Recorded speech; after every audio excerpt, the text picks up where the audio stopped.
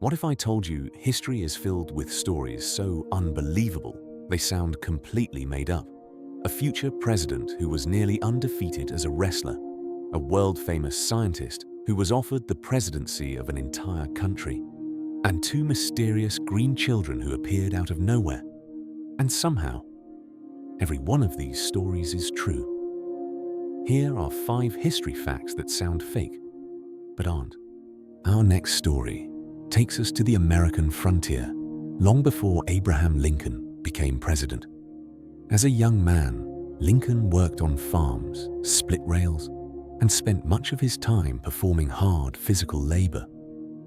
He also developed a reputation for being remarkably strong.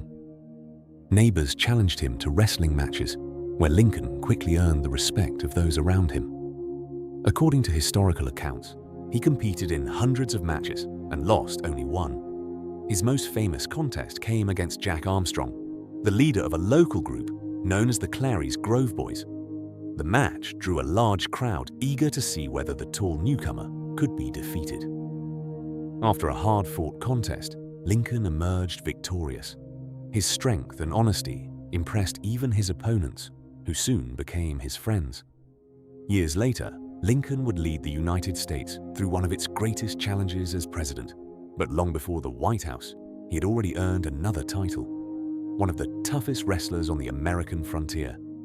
Our next story takes us to San Francisco during the 1850s. A businessman named Joshua Abraham Norton suffered a financial setback that cost him nearly everything. Soon afterward, he made an extraordinary announcement. He declared himself Emperor of the United States. Most people would have expected the city to laugh. Instead, something unexpected happened. The people of San Francisco embraced the idea. Shopkeepers welcomed him into their stores. Newspapers printed his proclamations. Even local businesses accepted currency issued in his name. Although he held no official power, Emperor Norton became one of the city's most beloved citizens. He issued imaginative decrees, proposed the construction of a bridge connecting San Francisco and Oakland decades before one was eventually built, and spent his days walking the city streets greeting the people. When Emperor Norton died in 1880, thousands of people attended his funeral. Today, he is remembered not for ruling an empire, but for reminding a city that kindness, imagination, and a little humor can leave a lasting legacy. Our next story begins in 1952. By then, Albert Einstein was already one of the most famous scientists in the world. His theories had transformed modern physics, and his name had become synonymous with genius. But after the death of Israel's first president, Chaim Weizmann, an extraordinary proposal was made. The government of Israel offered the presidency to Albert Einstein. Although the position was largely ceremonial, it was one of the highest honors the nation could bestow. Einstein was deeply moved by the offer. Yet after careful consideration, he politely declined. In a heartfelt letter, he explained that he lacked the natural ability and experience needed to govern people. Instead, he chose to continue his scientific work and quiet life of research. Today, the letter remains a remarkable reminder that even one of history's greatest minds recognized the importance of knowing his own strengths and limitations.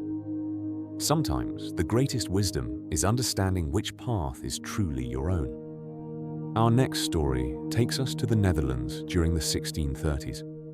At the time, tulips were a new and exotic flower that had recently arrived from the Ottoman Empire. Their bright colors and unusual patterns quickly made them highly desirable. As demand grew, people began buying and selling tulip bulbs for ever-increasing prices. Before long, the flowers became the center of one of history's most famous financial crazes. Some rare tulip bulbs were reportedly worth as much as a comfortable house. Merchants, craftsmen, and investors all hoped to profit as prices continued to climb. But the excitement did not last forever. In 1637, confidence suddenly disappeared. Buyers stopped purchasing bulbs. Prices collapsed almost overnight.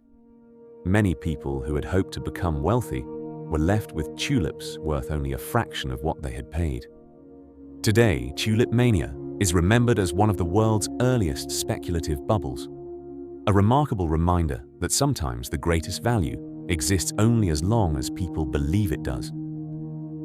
Our final story takes us to a quiet English village during the 12th century. One day, villagers working in the fields near Woolpit discovered two frightened children wandering alone.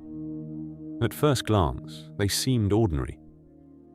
But there was one remarkable difference. Their skin was green. The children spoke a language no one could understand. Their strange clothing was unlike anything the villagers had ever seen. Although they were offered bread, meat, and other foods, they refused to eat.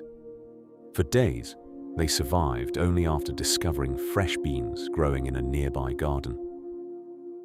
Eventually, the young girl learned to speak English. She claimed that she and her brother had come from a mysterious place called St. Martin's Land. According to her, everyone there had green skin, and the sun never shone as brightly as it did in England. Over time, the girl's skin gradually lost its unusual color. Her brother, however, became ill and did not survive. To this day, historians continue to debate what really happened. Some believe the children suffered from a rare medical condition. Others suggest they were refugees from another community. Whatever the truth may be, the Green Children of Woolpit continue to remind us that the past still holds stories we may never fully explain. Those were 5 history facts that sound completely fake, but actually happened. If you enjoyed this video, there's plenty more unbelievable history still to uncover, so be sure to subscribe for more bizarre history every week and tell me in the comments which story was the hardest to believe. Until next time, remember, history is often stranger than fiction.